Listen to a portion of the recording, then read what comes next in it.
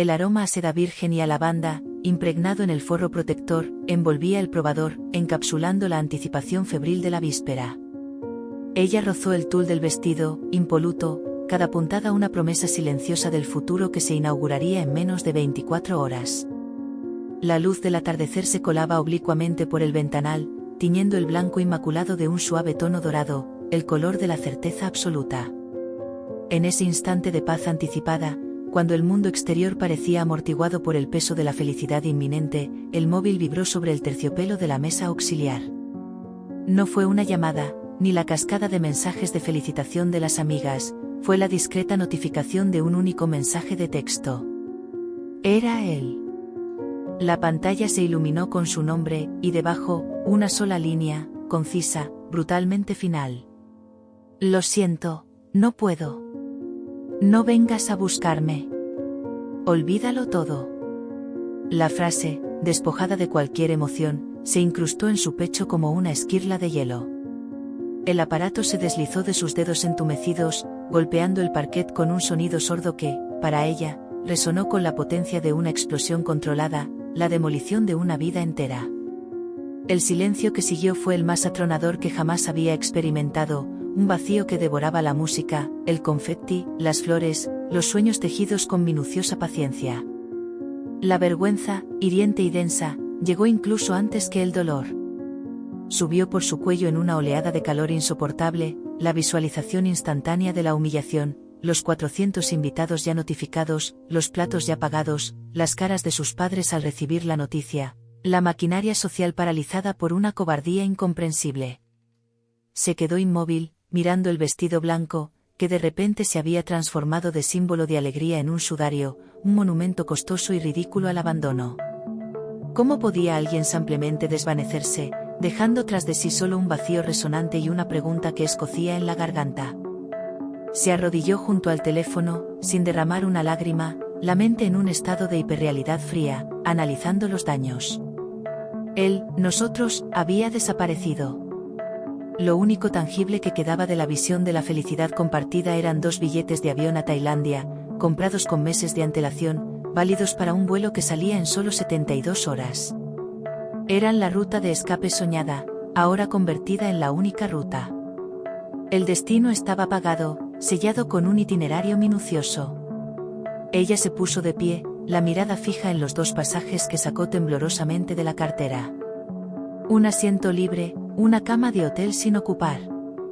La opción lógica era anular, reclamar, sucumbir al luto social.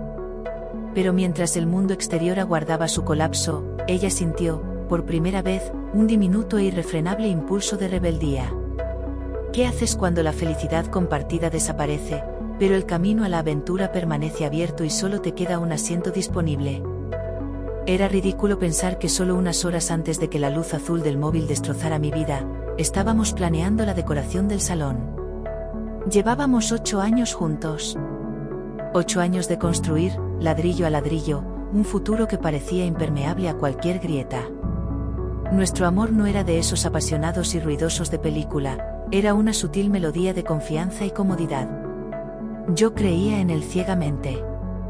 Creía en la promesa de que, sin importar lo que pasara en el mundo, en nuestro pequeño rincón, siempre estaríamos seguros. Recuerdo la tarde en que compramos esos billetes de tren. Era nuestro gran escape, la celebración de un hito.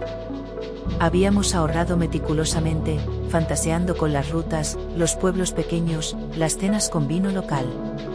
Todo en nuestra vida giraba en torno a ese viaje, una prueba tangible de que nuestros sueños eran compartidos. Cuando la verdad estalló, no fue un llanto dramático, fue un silencio frío y paralizante. Los días siguientes se convirtieron en una niebla densa, un ejercicio constante de respiración forzada. Me movía por la casa como un fantasma, incapaz de ordenar la realidad que me había caído encima. ¿Cómo se deshace uno de 8 años de recuerdos? Cada objeto, cada rincón, olía a él. Mi estómago era un nudo constante que me impedía incluso beber agua. La ira llegaba en oleadas que me hacían temblar, pero era rápidamente ahogada por una vergüenza profunda y la sensación de fracaso. Lo peor no fue la traición en sí, sino darme cuenta de que la persona en la que confiaba para sostenerme era la misma que me había empujado al abismo. Me preguntaba constantemente si había sido ciega, si había ignorado las señales, si era mi culpa que él buscara fuera lo que yo no le daba. Eran preguntas tóxicas, ecos de dolor que resonaban en las paredes vacías. Mi cama se convirtió en un refugio y una prisión a partes iguales. Dormir era imposible, despertar era una tortura. Fue al quinto día de ese infierno personal que me puse en pie. No por valentía, sino por puro hartazgo de mi propia miseria. Me dirigí al escritorio, donde guardaba la documentación del viaje. Los pasajes seguían allí, inertes. El nombre de él brillaba al lado del mío, una burla cruel. La opción racional era tirarlos a la basura, aceptar la derrota, iniciar los trámites y el luto. Pero mientras sostenía el papel, me vino a la mente la imagen de las calles adoquinadas de Sevilla que habíamos prometido visitar. El dolor era tan grande que casi me partía en dos, pero en medio de ese vacío surgió algo inesperado. Un diminuto, casi imperceptible, impulso de rebeldía. ¿Por qué dejar que su error anulara mi aventura? El asiento estaba libre. La cama de hotel, pagada. El mundo exterior esperaba mi colapso, mi vestuario negro y mis lágrimas. Y de repente, sentí que les debía una sorpresa. Si mi corazón ya estaba roto, al menos podía usar el resto de mi cuerpo para ver mundo. El viaje había sido planeado para dos almas unidas, pero ahora se convertía en el primer paso de una sola alma, completamente libre de cargas. La euforia inicial de la partida se disolvió en el frío mármol pulido de la primera habitación de hotel. La cama, king size, se extendía ante mí como un glaciar inabarcable. Había elegido Venecia para este primer golpe de audacia, pensando que la belleza decadente de los canales sería el escenario perfecto para mi renacimiento. En cambio, esa noche, Venecia se sintió como una trampa dorada. Las risas lejanas de los turistas que paseaban por el puente de Rialto eran solo un recordatorio de la vida que continuaba mientras yo estaba en pausa. Me senté en el borde del colchón, sintiendo el peso de la almohada vacía a mi lado. El silencio no era tranquilizador, era una entidad pesada y opresiva que magnificaba cada latido de mi corazón. Había pasado el día anterior actuando, vistiendo la armadura de la resiliencia, pero al caer la oscuridad, la armadura se desprendió. No había cámaras, ni espectadores, solo yo y el vacío que se negaba a llenarse. Fue en ese momento, cuando el reloj marcó las 3 de la madrugada y la luz de la luna apenas entraba por las altas ventanas, cuando toqué el fondo. No fue una explosión de llanto, sino una implosión silenciosa. Me vi a mí misma, inmóvil, paralizada, desperdiciando el esfuerzo, el dinero y la oportunidad de un viaje que había costado meses de ahorro y planificación. Estaba tan consumida por la ausencia que me había convertido en una sombra en mi propia historia. La verdad se reveló con una claridad brutal: si me quedaba allí, inmóvil, dando permiso a la pena para robarme también el futuro, mi aventura se convertiría en un mero cambio de escenario para el mismo sufrimiento. Intenté levantarme y fracasé. El desespero total olía a fracaso y se sentía como plomo en las extremidades. Dejé caer la cabeza entre las manos, sintiendo la textura de mi propio cabello, la única cosa sólida y real en ese instante. Entonces, algo en el bolsillo de mi chaqueta rozó mi mano. Era el itinerario impreso, aquel que habíamos diseñado meticulosamente, con anotaciones sobre horarios de museos y reservas de restaurantes. Lo saqué y lo extendí sobre la colcha. Mis ojos recorrieron la lista de lugares que deseaba visitar, sitios que había soñado ver desde que era una niña. La letra era mía, las pasiones eran mías. El error había sido dejar que la felicidad de la experiencia dependiera de la compañía, en lugar de la fuente de ese deseo. Mientras mis dedos trazaban la línea que marcaba el Museo Peggy Guggenheim, un destello de furia, frío y controlado, me atravesó el pecho. La ira no estaba dirigida hacia la persona que se había ido, sino hacia mí misma, por la estupidez de permitir que la interrupción de otro definiera el final de mi propio camino. No, susurré al eco de la habitación vacía, y la palabra se sintió más fuerte que cualquier grito. Fue la primera chispa. No iba a permitir que mi dolor fuera mi legado. No iba a convertirme en la víctima melancólica que todos esperaban. La cama podía estar vacía, pero el mundo real no lo estaba. Mi aventura, mi vida, no podía ser cancelada por un solo capítulo mal escrito. El punto de virada no fue una epifanía mágica, sino la decisión consciente y visceral de que mi existencia valía más que la pena que me estaba devorando. Agarré el itinerario. Mañana, iría al museo. Sola, sí. Pero iría. Y lo disfrutaría. La visita al museo fue el primer músculo que ejercité en esta nueva etapa, un acto de resistencia silenciosa más que un triunfo espectacular. La verdadera escalada, sin embargo, comenzó al día siguiente, cuando crucé el umbral del consultorio de Elena. Su oficina, envuelta en un aroma tenue a sándalo, se convirtió en mi campo de batalla más íntimo. Mi primer gran encargo terapéutico no fue desentrañar el pasado, sino redefinir el presente, aprender a trazar límites. Aprender a decir no resultó ser un ejercicio agotador. No se sentía poderoso, se sentía incómodo, casi grosero. Era un nudo tenso en el estómago cada vez que rechazaba una invitación que me exigía más energía de la que podía dar, o cuando detenía con cortesía pero firmeza las conversaciones que amenazaban con arrastrarme de vuelta al bucle de la autocompasión.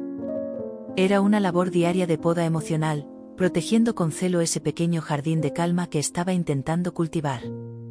Paralelamente, necesité anclar mi cuerpo al presente. Me inscribí en un gimnasio. No por la promesa de un físico transformado, sino por la obligación de sudar, de moverme. Las pesas no eran mis enemigas, eran testigos silenciosos y mudos de mi esfuerzo. Las primeras semanas fueron un infierno de agujetas y frustración. La caminadora se sentía como una tortura sin fin. Hubo días en los que la única victoria tangible era no haberme quedado en pijama. Pero la fatiga física ofrecía una bienvenida distracción, un tipo de agotamiento saludable que silenciaba, al menos por un rato, el ruido mental. La reconexión con viejas amistades fue gradual y selectiva. Dejé de lado los grupos grandes y busqué encuentros individuales, honestos, donde no tuviera que fingir. Recuperé a Clara, la amiga que había apartado por vergüenza.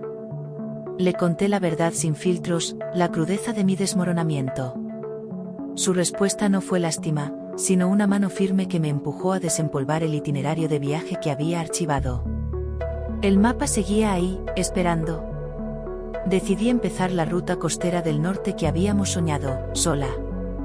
Esta vez, la maleta llevaba menos ropa y más determinación. El primer atardecer en A Coruña fue abrumador. Sentada frente al inmenso Atlántico, hubo un momento de claridad desgarradora. El dolor no se había ido milagrosamente, pero mi capacidad de carga había aumentado drásticamente.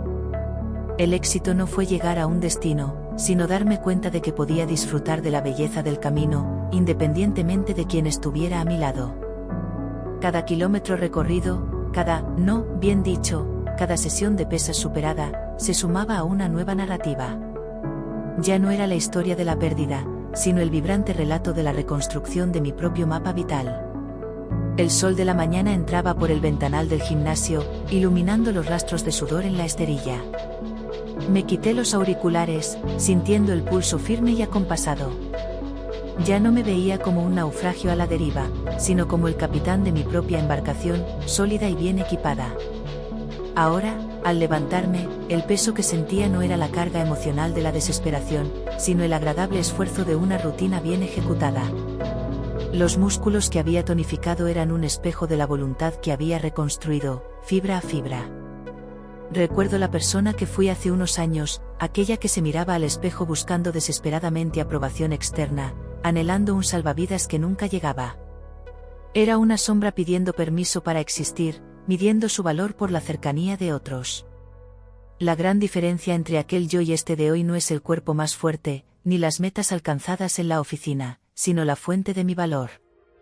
Antes, mi felicidad dependía de que alguien más se quedara o me eligiera. Hoy, mi paz reside en la certeza inquebrantable de que yo elijo mi propio camino cada día. Ya no busco un reflejo en los ojos ajenos, mi luz viene de dentro. Aquel yo estaba vacío, buscando llenarse de migajas emocionales. Este yo está rebosante de suficiencia, entendiendo que mi existencia no necesita validación. Dejé de ser un personaje secundario en mi propia obra. si me estás escuchando y te encuentras justo en ese abismo, paralizado por la sensación de que tu vida se detuvo porque algo o alguien se fue, te digo esto con la convicción que solo da haber escalado desde el fondo. Deja de mirar hacia afuera, esperando que el mundo o esa persona vuelvan a darte tu identidad. Tu poder no está en lo que perdiste, sino en la decisión que tomas ahora. La reconstrucción es ardua y requiere disciplina, pero es la única ruta hacia la libertad genuina. No busques excusas. No esperes a mañana. Levántate. No tienes que escalar el Everest hoy, solo dar un paso. El primer músculo que debes ejercitar no es la pierna ni el brazo, es la voluntad. Recuerda, eres mucho más que la herida que te dejaron. Eres la arquitectura de la vida que estás construyendo ahora mismo. Empieza hoy.